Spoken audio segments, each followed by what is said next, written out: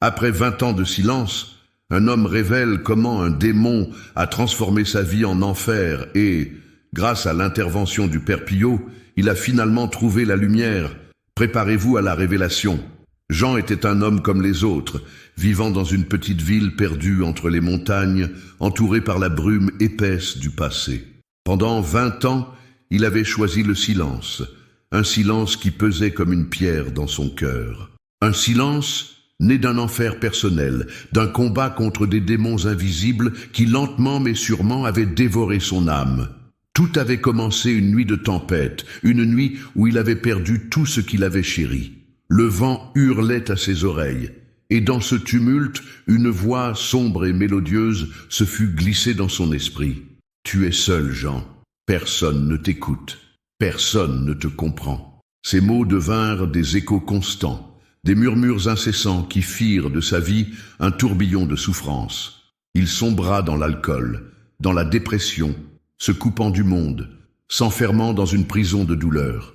Les gens du quartier commençaient à parler. « Voilà Jean, le fou !» chuchotait-il. Mais personne ne savait quel démon le tourmentait, quel combat intérieur le déchirait. Il errait dans les rues désertes, les yeux vides, perdu dans ses cauchemars. Puis un jour, dans un vieux magasin d'antiquités, il tomba sur une petite icône du Père Pio, ce saint capucin, connu pour ses miracles et sa profonde connexion spirituelle. Au premier regard, quelque chose en lui s'éveilla, un frémissement d'espoir dans un océan de désespoir. Il l'acheta, un petit acte désespéré, mais significatif. Il la plaça près de son lit, comme une lumière vacillante dans l'obscurité de sa vie. Les nuits passaient, égayées par des prières éparses et des larmes silencieuses. Mais une nuit, tout changea. Dans un sommeil tourmenté, Jean fit un rêve mystérieux. Le Père Pio se tenait devant lui, enveloppé d'une lumière divine. « Mon fils, dit le saint, tu dois affronter tes démons. Leur pouvoir n'est qu'illusion, mais ils te paralysent. Cherche en toi le pardon et la paix. Abandonne-toi à la volonté de Dieu et tu verras la lumière. » Éveillé en sursaut, le cœur battant, Jean ressentit un mélange d'effroi et d'espoir. Les paroles du saint résonnaient en lui, comme un tambour qui martelait contre les murs de sa prison intérieure. Il comprit que sa quête de rédemption devait commencer dès cet instant. Arpentant son appartement lorsqu'il faisait jour, il commença à prier avec ferveur, faisant appel au Père Pio, cherchant cette lumière promise. Les jours se transformèrent en semaines, et les semaines en mois. Jean se battait chaque jour contre ses propres démons, découvrant ses faiblesses, mais aussi des fragments de force. Lorsqu'il sombrait dans l'angoisse, il se plongeait dans les prières, tournant son regard vers l'icône fascinante du Père Pio. Ses yeux, pleins de compassion, semblaient lui murmurer des mots d'encouragement, le poussant à avancer. Mais chaque victoire était suivie de combats encore plus terribles. Les souvenirs du passé revenaient le hanter, le tirant vers les abysses de ses regrets. Les images des êtres chers, perdus à jamais, lui revenaient en mémoire, à chaque instant. Mais cette lutte devenait peu à peu un chemin vers la lumière. Il réalisa que le pardon n'était pas uniquement à accorder aux autres, mais aussi à lui-même. Abandonner cet échec, cette perte, était la clé pour libérer son âme tourmentée. La nuit, il s'agenouillait, se battant avec ses peurs et ses pensées sombres. Les larmes coulaient sur son visage, mais au fil des jours, elles devenaient aussi des larmes de gratitude. Chaque jour qui passait, il sentait une force nouvelle s'éveiller en lui, un élan vers la guérison. La spiritualité qui lui semblait vacillante prenait pied dans un terreau nourri par la foi. Un jour, en priant, il sentit une chaleur enveloppante, une présence qui n'était pas celle d'un démon, mais d'un ange gardien, le Père Pio lui-même, soutenant ses pas sur ce chemin difficile de rédemption. François, un vieux voisin, devint un ami inattendu. Ils échangeaient sur leurs croyances, leurs luttes, et Jean ne se sentit plus seul. Le Père Pio agissait à travers François, lui offrant un soutien tangible, une main tendue dans son obscur monde. À mesure que ces luttes s'intensifiaient, la lumière se rapprochait doucement. Il comprit que la lumière qu'il cherchait n'était pas seulement une rédemption personnelle, mais un reflet de la miséricorde divine. Jean devenait un témoignage vivant de la grâce que le Père Piot offrait à ceux qui, comme lui, cherchaient désespérément une lueur d'espoir après tant d'obscurité. Mais alors qu'il se rapprochait de cette vérité, une question brûlante émergeait dans son esprit. La lumière qu'il aspirait à découvrir lui serait-elle réellement révélée, ou les ténèbres, ses vieilles connaissances, le rattraperont-elles? Le combat ainsi devait continuer chaque jour un nouveau défi, mais une chose était sûre, le chemin vers la lumière était désormais illuminé par la foi et la présence de son saint, le Père Piot. Mes chers frères et sœurs en Christ, avant de continuer avec ce message révélé au Padre Pio, vérifiez maintenant le bouton rouge ci-dessous pour confirmer que vous restez inscrit à notre chaîne de bénédiction. Le Padre Pio a révélé que l'ennemi ne veut pas que vous receviez ces messages de foi, car, en vous inscrivant, votre nom entre automatiquement dans notre liste de prières quotidiennes, recevant l'intercession spéciale du Padre Pio lui-même au ciel, près du trône de Dieu. Jean se tenait devant l'icône du Père Pio, une lumière blanche, filtrant à travers les rideaux de son appartement modeste. La chaleur enveloppante qu'il avait ressentie la dernière fois qu'il avait prié s'était transformée en un écho lointain, un murmure à peine audible parmi les bruits du quotidien. Malgré son combat acharné pour s'élever au-dessus de ses démons, une ombre persistante s'accrochait à son cœur. Un matin, alors qu'il s'éveillait, son esprit était troublé par des souvenirs confus. Des visages se mêlaient à des voix. Des rires résonnaient dans sa mémoire, des éclats de joie voilés par des larmes de douleur. Il avait fait des progrès, cela ne faisait aucun doute. Mais les instances de son passé, ces spectres qui le hantaient, ne se laissaient pas facilement déraciner. Ce jour-là, il décida d'aller rendre visite à François, son voisin devenu ami. La présence de cet homme avait agi comme un baume sur les blessures de son âme. En dévalant les escaliers, il se réjouissait de passer du temps avec quelqu'un qui le comprenait, quelqu'un qui avait également enduré ses propres luttes. Mais alors qu'il frappait à la porte de François, une nervosité l'assaillit. Qu'allait-il dire? Comment allait-il partager ses tourments en continu? Quand François ouvrit la porte, un sourire franc illumina son visage, défait par les épreuves. « Jean, entre, j'étais justement sur le point de faire du café. »« Tu vas voir, c'est un vrai remède !» Jean le suivit dans la petite cuisine, son cœur se sentant un peu plus léger. Alors qu'il s'installait à la table, il observa les murs garnis de portraits de saints et de croix en bois. Chaque objet racontait l'histoire d'une foi profonde, un mélange de tradition et de dévotion. François versait le café et l'arôme puissant envahit la pièce, mélangeant sensations réconfortantes et amertume du passé. « Comment va ta quête de lumière ?» demanda François, son regard sincère, plaçant la pression sur Jean. La question, bienveillante mais incisive, le força à réfléchir. Je pense que j'avance. Mais parfois, c'est comme si je prenais 2 pas en avant et 1 pas en arrière. Les souvenirs m'assaillent et je ne sais pas toujours comment les gérer. Jean marqua une pause. Je suis fatigué, François. Fatigué de ce combat. François hocha la tête, son sourire se transformant en une expression de compassion. Ce que tu ressens est normal. La guérison n'est pas linéaire. Parfois, il faut plonger dans les ténèbres pour toucher à la lumière. La foi ne garantit pas l'absence de lutte, mais elle nous donne la force de les affronter, d'avancer. Jean acquiesça, mais une incompréhension persistait. Comment pouvait-il plonger dans des ténèbres souffrantes pour en émerger purifié ? Cela lui semblait contre-intuitif, et son esprit s'embrouillait. Soudain, le bruit du téléphone de François retentit, coupant le fil de ses pensées. « Excuse-moi une seconde » murmura François en se levant pour répondre à l'appel. Jean se laissa aller à ses pensées sombres, à ses doutes, sa main serrant machinalement sa tasse de café. Quand François revint, une ombre s'était glissée sur son visage. « C'était mon fils. Il a des problèmes au travail, des difficultés à se faire entendre et respecter. Ça le rend anxieux. Je vais devoir lui rendre visite. » Jean sentit une légère douleur en entendant la détresse de son ami. Comment pouvait-il, face à de tels soucis, naturellement lui offrir calme et réconfort quand lui-même était toujours en proie à ses propres démons? L'inquiétude et l'angoisse se mêlaient au chagrin. « Je suis désolé d'entendre cela, François. Il te faut du soutien.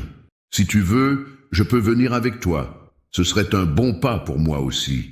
François le regarda, un brin surpris. Tu ferais ça? Jean hocha la tête fermement, et dans ce geste, un sens de responsabilité commença à prendre forme. Les heures passèrent, et alors qu'il prenait le chemin de la maison de son fils, Jean se sentait piégé entre deux mondes. L'obscurité l'appelait, menaçante, comme si elle cherchait à rétablir son emprise sur lui. Mais il se tenait ferme à sa promesse d'être présent pour François. Lorsqu'ils arrivèrent, la maison était calme, presque trop tranquille. Jean sentit la tension vibrer dans l'air. François frappa à la porte et son fils, Paul, ouvrit avec un visage marqué par le stress. L'accueil était poli, mais l'atmosphère était lourde.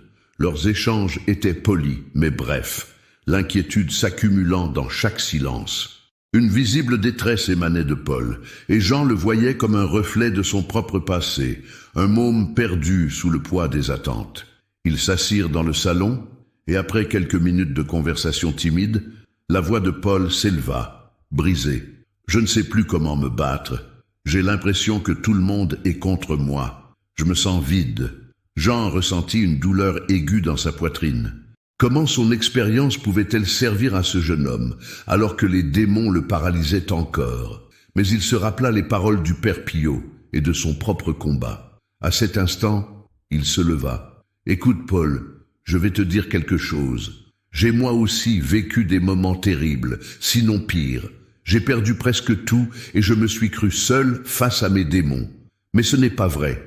Ton père, ici, m'a aidé à voir la lumière. Je suis ici pour te dire que nous ne sommes pas seuls. Tu peux t'appuyer sur nous, sur notre amitié comme je m'appuie sur celle de ton père. C'est peut-être le début pour toi, pour nous tous. » Les larmes aux yeux, Paul remarqua la sincérité dans les yeux de Jean. Chaque mot résonnait comme une promesse de solidarité, une main tendue en plein tourbillon de solitude.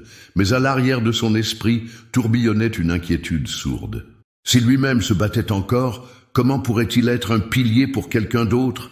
Les discussions sont devenues de plus en plus intenses, Paul commençant à dévoiler ses angoisses, ses déceptions et ses désirs d'élévation. Mais la vibration de l'air dans la pièce se transformait lentement, comme un orage s'annonçant à l'horizon. Jean sentait que quelque chose était sur le point de se produire, une évolution inexorable, un changement qu'il ne pouvait pas encore saisir. Tout à coup, le silence pesant fut interrompu par un bruit assourdissant à l'extérieur, une vitre qui se brisa. Les cris des voisins se mêlèrent à des bruits de moteurs. Quelque chose de tragique se déroulait autour d'eux, quelque chose qui menaçait de plonger la lumière qu'ils avaient tenté de bâtir dans un nouvel abîme de ténèbres. Alors qu'ils se précipitaient à l'extérieur, le cœur battant, Jean ressentit la terreur étreindre son âme. Bien qu'il ait pris la décision de lutter pour la lumière, que se passerait-il maintenant? Le combat qu'il avait cru maîtriser se révélait plus complexe que jamais. L'ombre frappait encore à sa porte. Surgirait-il des démons du passé ou un nouvel adversaire se dévoilerait-il? Dans cette nuit troublée, alors que la lumière vacillait, la quête de rédemption de Jean n'était pas encore achevée. Jean se tenait figé sur le seuil de la maison de François, le cœur battant à tout rompre. L'écho du bruit de la vitre brisée résonnait encore dans son esprit comme un symbole de fragilité. L'angoisse se mêlait à une détermination soudaine. Tout en se dirigeant vers l'extérieur, une peur sourde prenait forme, et il se sentait tiraillé entre l'obligation d'aider et la crainte que tout cela ne soit que le début d'une nouvelle tempête. La rue, auparavant si silencieuse, était maintenant assaillie de cris de détresse. Le ciel s'assombrissait au-dessus d'eux, une omineuse obscurité pesant sur les épaules des témoins de cette scène troublante. Jean, François et Paul sortaient, presque en apesanteur, une vague d'adrénaline les propulsant vers la source du tumulte. Ce qui les attendait au dehors éveillait une chimère de souvenirs enfouis, ces démons qu'il avait pensé laisser derrière lui. Lorsque Jean s'approcha du groupe rassemblé autour de la voiture accidentée, il remarqua une silhouette allongée sur le bitume, entourée de personnes en détresse. Une femme, la quarantaine, pleurait à chaudes larmes, alors qu'un homme, échevelé et visiblement blessé, avait du mal à se redresser, titubant comme un bateau en proie à la tempête. L'angoisse étouffait Jean tandis qu'il se frayait un chemin jusqu'à la Seine. « Que s'est-il passé ?» demanda-t-il, la voix tremblante, à une femme âgée qui tamponnait son front en sueur. « Un accident !» s'écria-t-elle. « La voiture a dérapé dans le virage. C'est le fils de la voisine. » Ce nom résonna en lui, une cloche au loin à laquelle il ne pouvait échapper. Yann, ce jeune homme avec qui il avait partagé des rires si souvent dans son enfance. Jean sentit son cœur se serrer. C'était comme si un ancien fantôme ressurgissait, mauvais et compliqué, jetant une ombre sur sa quête de rédemption.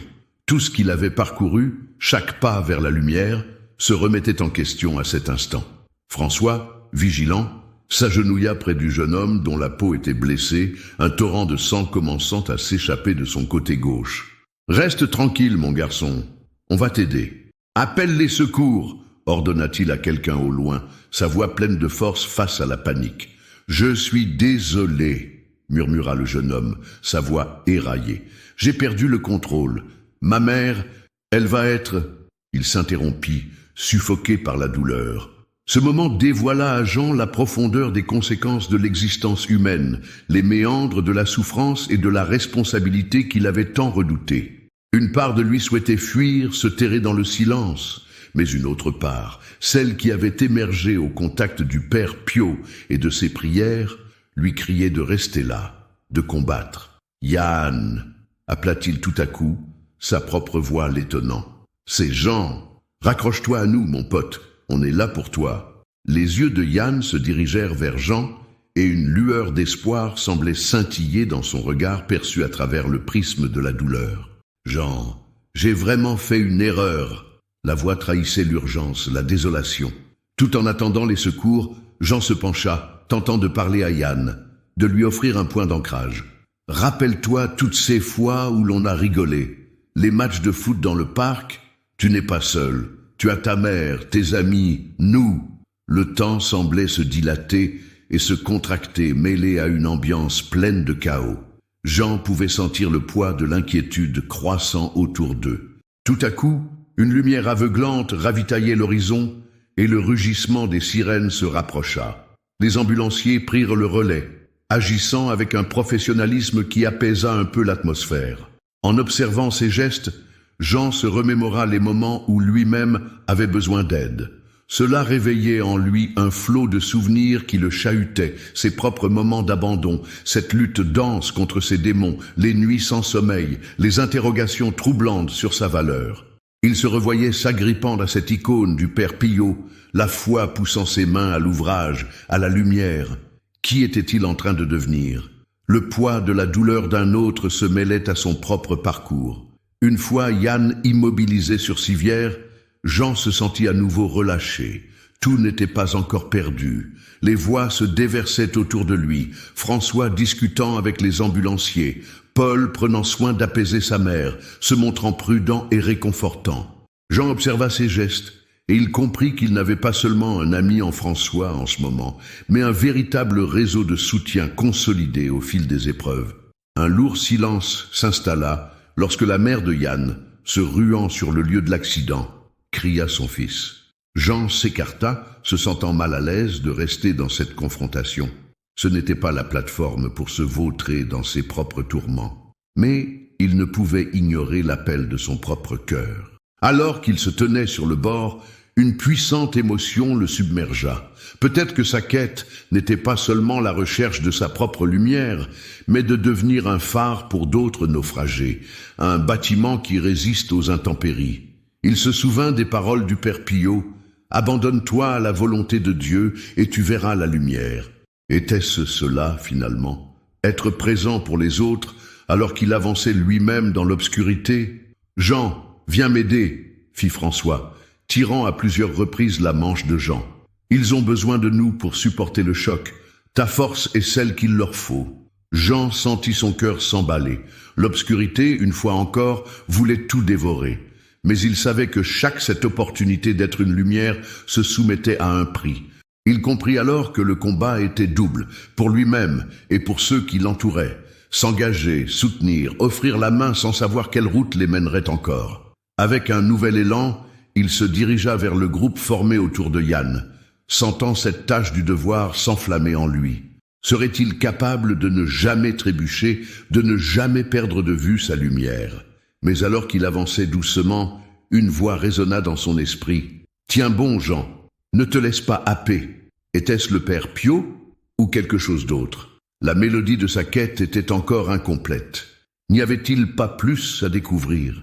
Dans cette nuit marquée par la souffrance et le réveil des vieux démons, une réponse s'installait dans l'air. Ce combat s'annonçait plus long que jamais, tissant entre lumière et obscurité une maquette encore inachevée. Mais alors qu'il s'acheminait vers les autres, une ombre, au loin, se dessina dans les lueurs vilainement distordues des phares. Un murmure à peine audible, une présence malveillante hantait les abords. Qui se cachait dans cette obscurité grandissante, et quel rôle jouerait-il dans la quête acharnée de Jean? Une tempête encore plus dévastatrice allait-elle l'entraîner dans un abîme plus profond? Jean s'avança vers le groupe, son cœur battant la chamade. Les sirènes des ambulances criaient leur désespoir. Une lumière vive jaillissait des gyrophares, déchirant l'obscurité ambiante. Chaque pas qu'il faisait le rapprochait non seulement de ceux qui souffraient, mais aussi de la confrontation avec ses propres démons. Il savait qu'il devait être fort non seulement pour lui, mais aussi pour Yann, pour François, pour la mère de Yann, qui poussait des cris déchirants. François s'approcha de Jean, le visage marqué par l'urgence, mais aussi par une ferveur imprégnée d'une profonde humanité. « Jean, je peux t'envoyer pour voir si l'un des ambulanciers a besoin d'un coup de main avec les blessures de Yann. Je vais rester ici avec sa mère, ça devient chaotique. » Jean acquiesça et se fraya un chemin vers les secours. En remarquant une petite foule s'agglutiner autour de l'accident, il comprit que la scène n'allait pas s'alléger rapidement. À mesure qu'il passait, il avait l'impression que chaque regard tourné vers lui exprimait une attente, une requête muette. Le poids de ses propres doutes se mêlait à une clarté nouvelle. « Je suis là pour aider, je suis ici pour porter cette lumière », se répétait-il en lui-même. Arrivé auprès des ambulanciers, il observa leurs gestes coordonnés, l'efficacité des bandages, et cette incessante lutte pour maintenir la vie. « Que puis-je faire ?» demanda-t-il, l'air déterminé. « Nous avons besoin d'aide pour transporter le brancard jusqu'à l'ambulance !» cria un homme, son visage confus sous une casquette de secours. Jean acquiesça, prêt à donner corps à sa volonté. Ensemble, ils avancèrent avec précaution, une chaîne humaine formée dans le chaos. En soulevant Yann, il ressentit une connexion puissante, et en un instant, il ne voyait plus le désespoir de cette horrible nuit, mais la fragilité de la vie, de leurs espoirs, de leurs combats. Ce n'était plus simplement un accident, mais le reflet de leur humanité commune. Chaque battement de cœur signifiait quelque chose. Lorsqu'ils atteignirent l'ambulance, la réalité frappa Jean comme un coup de poing. Un flot de souvenirs afflua. Les visages de ceux qu'il avait perdus, les cris de désespoir qu'il avait lui-même poussés dans ses temps les plus sombres. Mais en ce moment, il était en train de forger une nouvelle histoire, une histoire de force et de solidarité. Une fois Yann à l'intérieur, Jean se retourna et chercha les yeux de François. Ils échangèrent un regard, une compréhension silencieuse d'un lien renforcé par la souffrance. Au loin, la mère de Yann pleurait désespérément, les bras tendus, son cœur se brisant devant l'incertitude du sort de son fils. « Il faut que je lui parle », murmura François, se dirigeant vers elle, sa propre douleur embrassant la souffrance d'une mère en détresse. Jean observa son ami s'approcher et une lumière nouvelle s'alluma en lui. Peut-être que son propre chemin vers la guérison passait par la présence aux côtés de ceux qui souffraient. Dans l'ambulance, alors que les médecins prenaient les choses en main, un instant de calme apaisa le flot d'action. Jean se pinça pour réaliser à quel point il était présent ici, fort, une force additionnelle dont il avait auparavant douté. Il regarda Yann, haletant, les yeux pleins de peur. « Tu es avec nous, Yann. Tu vas t'en sortir, je le sais. »« Gion ?» murmura le jeune homme, ses yeux brillants d'une lueur fragile. « J'avais tellement peur, je pensais que tout était fini. Écoute-moi. Il ne faut jamais perdre espoir. Nous avons chacun nos démons, mais il est temps de les affronter. tu n'es pas seul, et ce chemin que nous empruntons tous, il est fait de larmes, mais aussi de lumière. Un sourire fragile apparut sur les lèvres de Yann. Je veux croire que tout ira bien. Alors crois, et accroche-toi à cette foi. Le Père Pillot veille sur nous. À ces mots, un souffle fragile d'espoir enveloppa l'ambulance. Les médecins, concentrés, murmuraient des encouragements et des mots de réassurance. Jean n'avait jamais réalisé qu'il pouvait être aussi puissant. L'ambulance démarra et Jean se retrouva au milieu des bruits de sirènes, des lumières stridentes et quelque chose se mit en place. Dans le vent frais de cette nuit troublée, une force nouvelle pulsait en lui. Son regard se leva vers les étoiles, voilées mais présentes, témoin silencieux de sa résilience. Dehors, François étreignait la mère de Yann, chaque mot prononcé n'étant pas seulement une consolation, mais un pont qu'il jetait à travers le vide. Jean aimait ce moment de connexion. Tout le poids de ses propres luttes se suspendait comme une brume, légèrement levée. Il s'engageait à devenir un pilier, non seulement pour lui, mais pour les autres, un témoin de la lumière qui peut émerger des abîmes. Le lendemain, la lumière du jour projeta un nouveau visage sur la ville. Jean se leva, éveillé par un sentiment d'éveil. La dense brume de la nuit précédente s'était dissipée. Alors qu'il se dirigeait vers la petite chapelle du village, son cœur était plein de gratitude. Le chemin n'était pas terminé, mais chaque pas qu'il faisait le rapprochait de la rédemption. Dans cette chapelle, il trouva l'icône du Père Pillot, la lumière laissant une empreinte dorée sur son visage. Il s'agenouilla, remerciant Dieu pour la force, la communauté et la lumière qui naîtraient de chaque épreuve. Jean réalisa qu'il y aurait des jours difficiles, des combats à mener, mais maintenant, il savait que chaque combat le rapprochait de ce qu'il cherchait. François, Yann et même la mère de Yann étaient prêts à cheminer aux côtés de lui. Ils formeraient une communauté aussi fragilisée que résiliente, propulsée par l'amour et l'espoir. La quête de Jean pour la lumière prenait une tournure nouvelle, non pas comme une simple rédemption personnelle, mais comme une mission de soutien et d'amour. Il allait vers l'inconnu, mais au fond de lui, une certitude résonnait. Il n'était jamais seul. Ensemble, ils illumineraient même les nuits les plus sombres. Épilogue. Quelques mois plus tard, alors que Jean et François prenaient un café sur la terrasse d'un petit bistrot, les éclats de rire résonnaient autour d'eux. Yann, bien rétabli, racontait avec humour son aventure à l'hôpital. La lumière du soleil baignait leur visage, et Jean, le cœur léger, comprit que la rédemption n'était pas à l'exclusion de la douleur, mais à travers elle. Les ombres n'étaient jamais loin, mais ensemble, ils se faisaient plus forts, et un léger parfum de paix s'installait dans leur vie commune. Chers frères et sœurs en Christ, c'est avec une immense affection et un profond respect que je m'adresse à vous aujourd'hui, en partageant cette réflexion sur le parcours bouleversant de Jean, un homme qui a navigué à travers les ténèbres de la souffrance pour trouver la lumière de l'espoir. Son histoire, pleine de combats personnels et de luttes spirituelles, est un véritable miroir de nos propres vies. À quel point nous nous sommes tous déjà retrouvés piégés par nos angoisses et nos doutes, comme Jean, que nous l'admettions ou non. Jean vivait dans le silence, une prison auto-imposée où chaque murmure de son passé l'assaillait, le tirant vers le bas. Qui parmi nous n'a pas connu des moments où le poids de nos regrets et de nos sentiments d'impuissance semble si écrasant qu'on en oublie la beauté de la vie? Il n'est pas rare de ressentir la solitude, de croire que personne ne peut vraiment nous comprendre. Comme Jean, nous avons tous nos propres démons qui nous tourmentent, qui se cachent derrière le voile de notre quotidien. Ce qui rend le récit de Jean si puissant, c'est son retournement. La rencontre avec l'icône du Père Pillot a éveillé en lui une lueur d'espoir, un appel à la spiritualité et à la rédemption. Il est essentiel de comprendre que, parfois, il suffit d'une petite étincelle pour rallumer la flamme de notre foi. Avez-vous déjà ressenti cela ? Ce moment fugace où une parole, une image ou même une prière vous rappelle que la lumière existe encore, même dans les nuits les plus sombres? Jean a appris que le pardon, non seulement envers les autres, mais surtout envers soi-même, était la clé pour se libérer de son passé.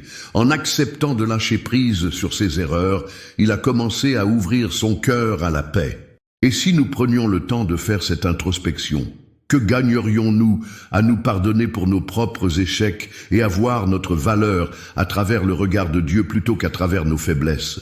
Nous avons tous des François dans nos vies, ces amis prêts à tendre une main secourable dans nos moments les plus sombres. Ils ne portent pas seulement nos fardeaux, mais sont des témoins précieux de notre cheminement vers la guérison. Qui est votre François? Quelles relations nourrissez-vous qui peuvent servir de piliers dans les tempêtes que vous traversez? Dans la relation de Jean et François, nous voyons comment la communauté, l'amitié et l'entraide deviennent des forces puissantes. N'oublions jamais que nous ne sommes pas seuls dans nos luttes. Et puis, il y a Yann, le fils du voisin, qui trouve refuge dans la force et le soutien de Jean. Parfois, nos épreuves peuvent conduire à des missions insoupçonnées, où nous devenons une lumière pour les autres. Êtes-vous prêt à devenir cette lumière pour quelqu'un qui souffre? Parfois, un acte de bienveillance, une simple parole de réconfort, peut avoir un effet transformateur sur ceux qui traversent la tempête. En faisant face aux crises, alors qu'un accident d'auto déchaîne la peur et le chaos autour d'eux, Jean, François et Paul font preuve de bravoure et d'humanité, même au milieu des larmes et de l'angoisse. Nous voyons ici que la foi ne nous garantit pas l'absence de souffrance, mais elle nous donne la force de nous lever, de combattre et de nous soutenir mutuellement dans l'adversité. Chaque moment de douleur peut devenir une opportunité de grandir, un passage vers une lumière que nous n'avions pas encore envisagée. Comment ces événements peuvent-ils transformer votre perspective sur la vie? Accepteriez-vous de voir chaque défi comme une chance d'apprendre et de vous rapprocher de vos semblables? L'histoire de Jean nous invite aussi à réfléchir sur notre propre cheminement, sur nos luttes et sur la manière dont nous nous engageons envers les autres dans leur souffrance. La quête de rédemption de Jean est une quête que nous partageons tous. En effet, nous avons tous besoin, à un moment donné, de trouver la lumière au bout du tunnel. En tant que croyants, inspirons-nous de l'autorité spirituelle du Padre Pio, qui nous rappelle que l'abandon à la volonté de Dieu est une voie rédemptrice. Avez-vous déjà éprouvé ce sentiment que, malgré toutes les tempêtes, une force supérieure vous guide et vous aide à avancer, même lorsque l'obscurité semble s'installer? Jean n'a pas seulement cherché à guérir ses propres blessures, il s'est aussi engagé à devenir un phare pour les autres. En vous engageant ainsi, vous pouvez transformer les épreuves de votre vie en quelque chose de beau et de puissant. Notre lumière brille plus intensément quand nous la partageons avec ceux qui sont touchés par les sombres échos de la souffrance. Alors, aujourd'hui, chers frères et sœurs, comment allez-vous mettre en pratique ces enseignements dans votre vie? Que ferez-vous pour accueillir la lumière du Père Pio, pour vous libérer de vos propres démons et pour être un soutien inébranlable pour ceux qui vous entourent? Cette recherche d'un chemin lumineux est un voyage sans fin. Et chaque pas compte. Soyez vigilants, ouvrez votre cœur à la lumière, et rappelez-vous que les véritables révolutions de notre âme se produisent au contact des autres. Ensemble, recherchons ce pardon, cette compassion et cette force mutuelle qui sont la clé de notre renaissance spirituelle. L'éclat de la lumière que nous créons ensemble peut faire des merveilles, même dans les coins les plus sombres de notre vie. Et alors que nous poursuivons notre chemin, gardons à l'esprit que, tout comme Jean, chaque lutte est une chance de trouver une nouvelle forme d'espérance, d'amour et de solidarité. Restons en éveil, car le voyage continue et les rebondissements peuvent survenir à tout moment. Quelles nouvelles révélations nous attendent? Comment notre cheminement pourrait-il encore être redéfini? Soyez prêts, chers amis, car la lumière nous attend toujours au tournant. Il est temps de lever votre regard vers les cieux, pour reconnaître l'appel divin qui résonne en ce moment même dans votre cœur. Une prise de conscience profonde se révèle à vous, une vérité non seulement pour Jean, mais pour chacun d'entre nous, pétrie de la sagesse des âges et de l'amour inconditionnel de notre Créateur. Dans notre quête pour la lumière, nous devons aussi avoir le courage de regarder les ténèbres. Chaque jour, nous côtoyons des forces qui, bien qu'invisibles, se frayent un chemin dans les interstices de notre esprit, des pensées désespérées, des doutes sournois. Ah, mes chers frères et sœurs, nous vivons une bataille que peu de gens semblent comprendre. Les démons de la dépression, de l'angoisse, parfois même de la colère, s'infiltrent dans notre quotidien, cherchant à nous dérober la paix que Dieu nous a promise. Ces forces malveillantes se cachent, souvent sous la forme de petites préoccupations, de distractions banales, mais elles s'avèrent être des pièges redoutables pour l'âme. Combien de fois avons-nous laissé nos pensées se perdre dans le vacarme du monde, négligeant la réalité que tout cela n'est qu'un voile, un leurre conçu pour nous éloigner de notre véritable vocation? Jean a ressenti cette bataille dans ses propres tripes, au fil des années de silence et de souffrance. Il a appris, à travers la lumière du Père Pio, que parfois les démons se déguisent en souvenirs heureux, transformés en regrets dévorants. On ne peut pas simplement faire œuvre de foi et espérer que les ténèbres disparaissent. Nous devons les confronter, les nommer et les appeler par leur nom. Voici la vérité que beaucoup choisissent d'ignorer. Nos luttes spirituelles sont réelles, et la lutte pour notre âme est un combat sans relâche. À ce stade, je vous lance un défi, un appel urgent et puissant. Ce n'est pas un défi ordinaire. Seuls les véritables dévots, ceux qui possèdent la foi et le courage, seront capables de le mener à bien. Êtes-vous l'un d'eux? Je vous invite à vous engager dans une pratique de foi quotidienne qui peut changer radicalement votre existence. Pendant 7 jours consécutifs, je vous demande de prier le rosaire chaque jour. Oui, vous avez bien entendu. Chaque jour, prenez ce temps sacré pour vous connecter profondément avec le Christ, avec Marie et avec tous les saints qui se tiennent à nos côtés dans cette lutte. Enrez-vous à chaque prière avec engouement, mais également avec un esprit d'introspection sincère. Réfléchissez à ce que vous ressentez en priant, partagez vos expériences dans les commentaires sous cette vidéo. Ouvrez votre cœur. Ce défi ne consiste pas simplement à prier. Il s'agit aussi de vous engager dans une aventure spirituelle profonde. Vous serez surpris de la guérison, de la paix intérieure et de la clarté spirituelle qui pourront surgir de cet acte simple mais puissant. Ne voyez-vous pas ce qui peut se produire sous la grâce de Dieu, les fruits de cette prière, les miracles, les guérisons, l'intercession? Pensez à toutes les personnes que Padre Pio a touchées par sa présence spirituelle. Il ne fait aucun doute que vous pouvez également être le réceptacle de cette lumière. Prenez un instant pour vous engager publiquement. Écrivez un mot de votre engagement dans les commentaires en affirmant « Je suis prêt ». C'est un acte qui vous liera à cette communauté grandissante de fidèles, un symbole visible de votre résolution à changer votre vie spirituelle. Imaginez l'énergie et la force que l'on peut puiser dans une communauté qui prie ensemble, comme le faisaient les premiers chrétiens. N'attendez pas que la vie se passe, que l'ennemi s'infiltre discrètement dans votre cœur.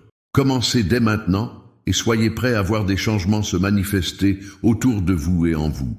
Si vous sous-estimez votre capacité à exercer une telle discipline, sachez que c'est souvent dans l'urgence que l'ennemi trouve ses plus grandes victoires. Chaque seconde que vous laissez passer sans agir est une seconde où vous cesserez la lumière que Dieu veut pour vous.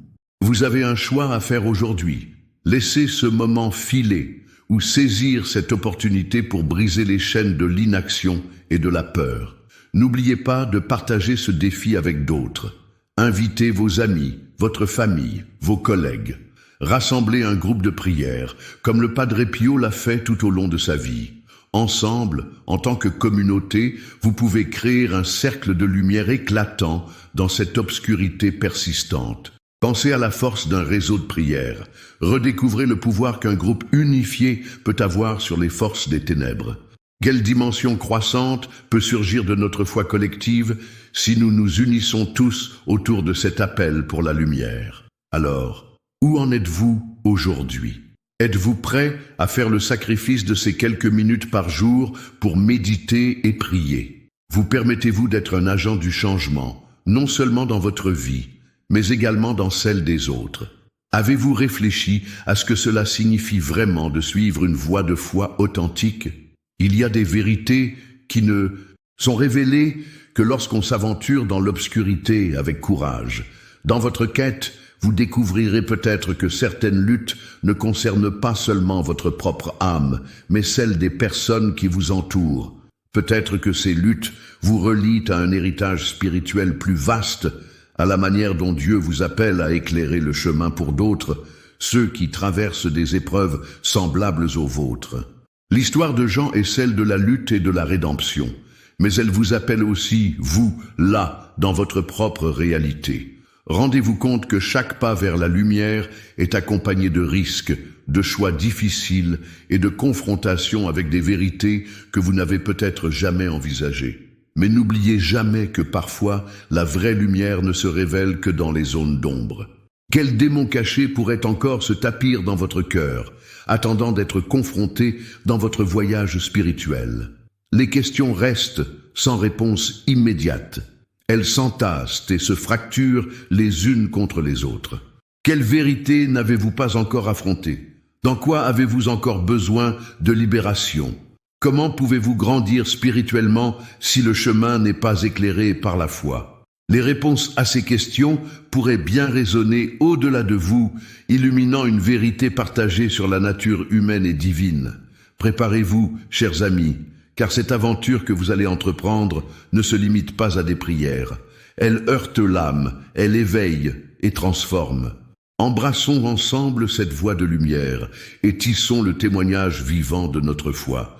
Vous êtes sur le point de découvrir non seulement qui vous êtes, mais qui Dieu veut que vous soyez. La lumière appelle chacun d'entre vous à poursuivre la recherche de la vérité. Et rappelez-vous, la vraie lumière a quelque chose d'extraordinaire à offrir, mais uniquement lorsque vous êtes disposé à la recevoir, même et peut-être surtout dans l'obscurité. Je vais m'efforcer de vous conduire sur ce chemin d'une révélation spirituelle qui émerge tout droit des profondeurs de nos âmes.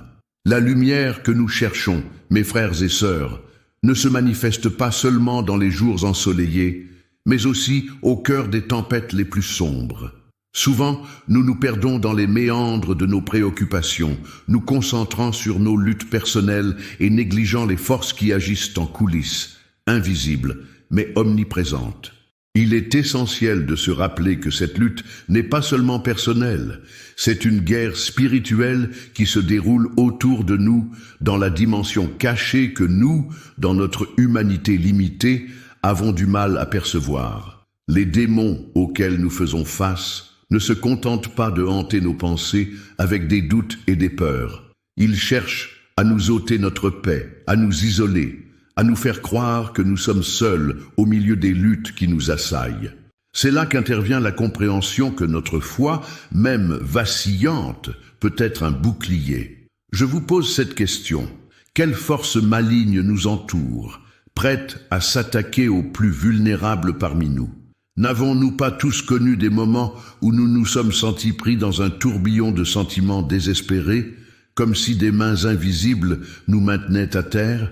Ces vérités sont parfois déconcertantes.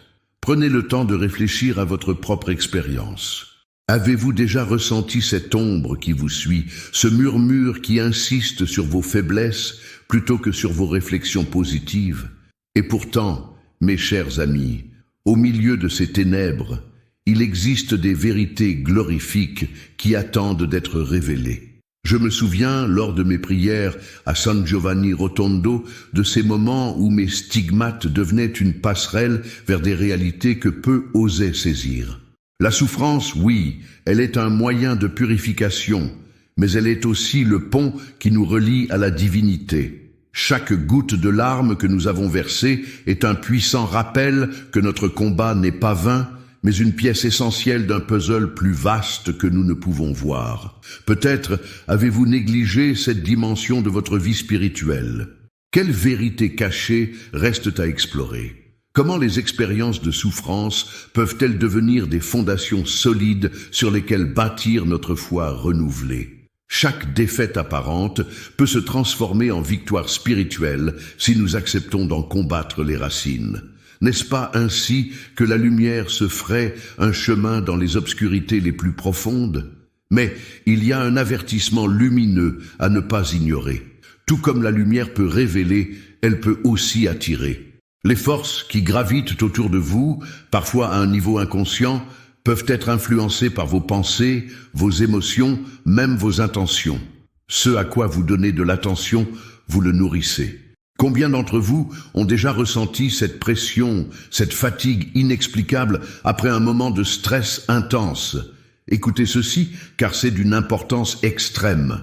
Être conscient de ces forces invisibles, apprendre à naviguer dans cette réalité spirituelle n'est pas un luxe, mais une nécessité. Il est impératif de veiller sur vos pensées, de ne pas les négliger. La prière, vous le savez bien, est notre première et meilleure défense. Parfois, mes enfants spirituels, il ne suffit pas de prier quand tout va bien. La prière doit devenir ce pilier que vous élevez même lorsque la douleur et la tentation sont à leur comble. Alors, mes bien-aimés, avant que vous ne continuiez votre chemin, permettez-moi d'inviter chacun d'entre vous à un moment de prière.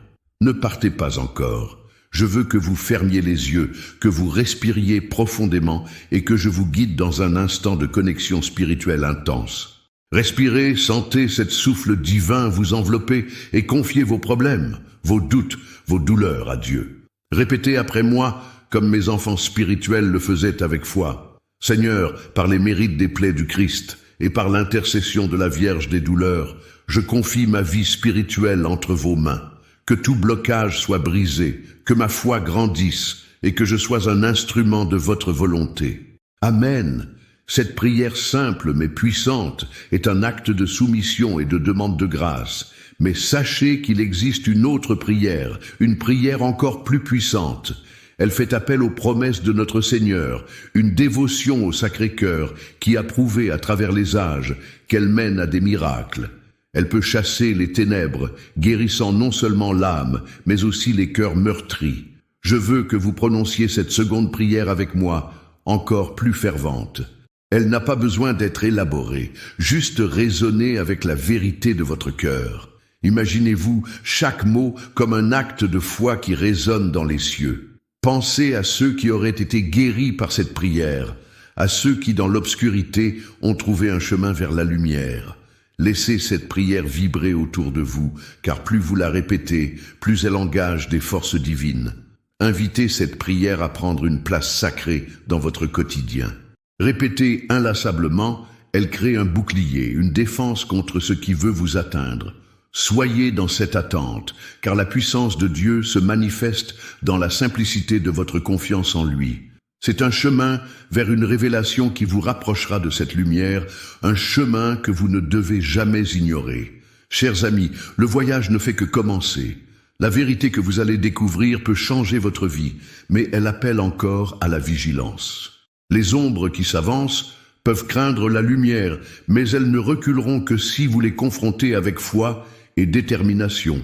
Que Dieu vous accompagne dans votre quête et que les forces des cieux vous guident vers cette lumière sacrée.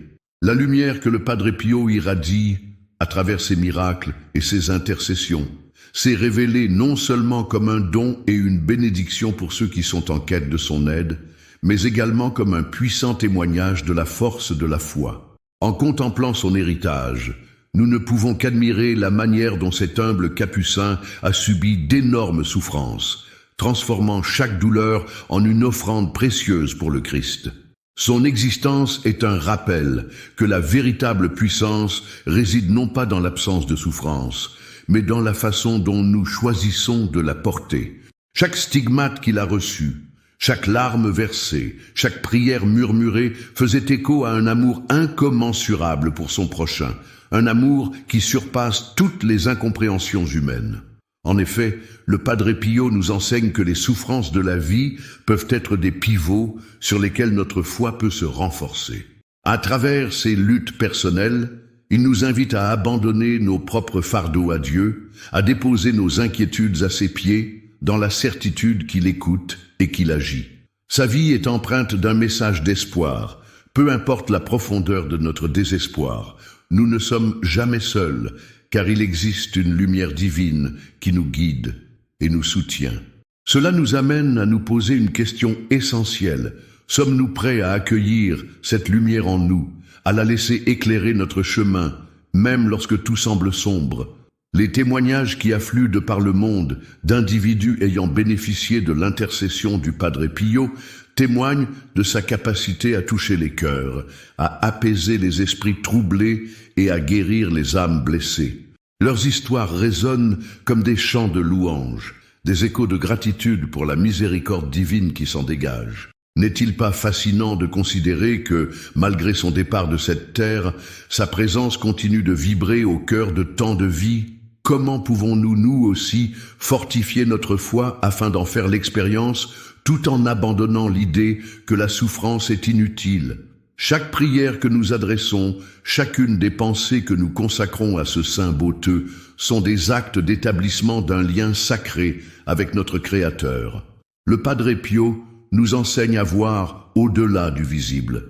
En se tournant vers lui, ces dévots reconnaissent qu'ils ne cherchent pas seulement une solution à leurs problèmes, mais ils aspirent à une transformation spirituelle profonde. Sommes-nous conscients de cette dynamique dans notre propre vie spirituelle? Quelle chaîne invisible souhaite-t-on briser aujourd'hui pour vraiment vivre la plénitude de cette foi? Ce chemin de lumière et d'amour exige une réponse immédiate de la part de chacun d'entre nous. Je vous invite à faire le choix aujourd'hui, à approfondir votre connexion spirituelle avec le Padre Pio. Ce moment crucial est votre opportunité de chercher son intercession, de permettre à sa sagesse et à sa grâce de guider vos pas. Inscrivez-vous immédiatement à notre chaîne pour recevoir plus de révélations spirituelles exclusives sur le Padre Pio qui peuvent réellement transformer votre vie spirituelle. Ne vous arrêtez pas là. Partagez ces histoires miraculeuses avec au moins 5 personnes proches dont la foi pourrait être renforcée par ces exemples inspirants. Cela peut être la lumière qu'ils attendaient, le souffle qui ravivait la flamme de leur propre cœur. N'oubliez pas non plus de commenter vos expériences personnelles avec l'intercession du Padre Pio. Que ce soit une guérison, un moment d'inspiration ou la résolution d'un problème, votre témoignage peut encourager d'autres à renforcer leur propre communauté de dévots. Et surtout, activez les notifications pour ne manquer aucune de nos prochaines révélations et témoignages sur ce saint extraordinaire de Pietrelcina. N'attendez plus une seconde pour partager ces miracles extraordinaires avec ceux qui en ont besoin. Chaque action que vous entreprenez aujourd'hui est un pas vers une compréhension plus profonde de votre propre chemin spirituel et une ouverture vers la lumière, non seulement pour vous-même, mais aussi pour le monde qui vous entoure. Êtes-vous prêt à embrasser cette mission sacrée?